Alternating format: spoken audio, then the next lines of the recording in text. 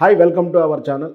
వాహనదారులకు, ఇంధన వినియోగదారులకు ఒక శుభవార్త అని చెప్పవచ్చు. ఈ దేశ వినియోగదారులకు అది కేంద్రంలో ఉన్న భారతీయ జనతా పార్టీ గారి ప్రభుత్వం పెట్రోలు, డీజిల్ మీద సుమారు 8 నుంచి 9 రూపాయల వరకు ధరలు తగ్గించే యోచనలో ఉన్నట్టు సమాచారం అందుతుంది.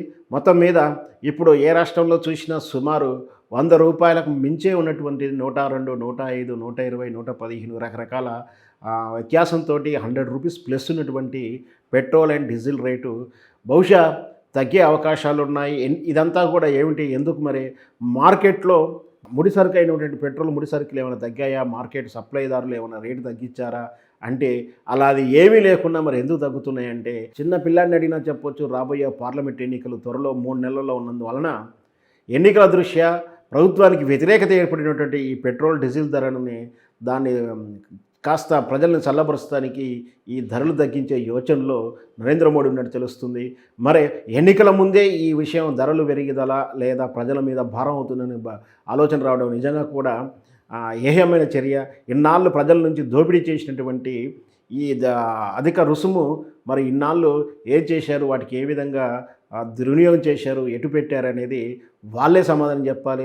మొత్తం మీద అధిక భారం అవుతుంది ధరల విషయంలో అని చెప్పేసి ఇప్పుడు రివైజులు చేస్తూ 8 నుంచి 9 రూపాయల ధరలు తగ్గించే ప్రయత్నం నిజంగా ప్రజల దృష్ట్యా చూసే సంతోషదాయకమే. కానీ మార్కెట్లో ఎలాంటి ధరలు తగ్గకున్నా, అంటే ముడి సరుకు, కొనుగోలు సరుకు ధరలు తగ్గకున్నా ఇప్పటికిప్పటికీ ప్రజల మీద ఎందుకు ప్రేమ వచ్చిందంటే రాబోయే 4 నెలల్లో ఎన్నికలు వస్తున్నాయి కాబట్టి నరేంద్ర మోడీ 8 నుంచి 9 రూపాయల వరకు ధరలు తగ్గించే యోచనలు ఉన్నట్టు తెలుస్తుంది.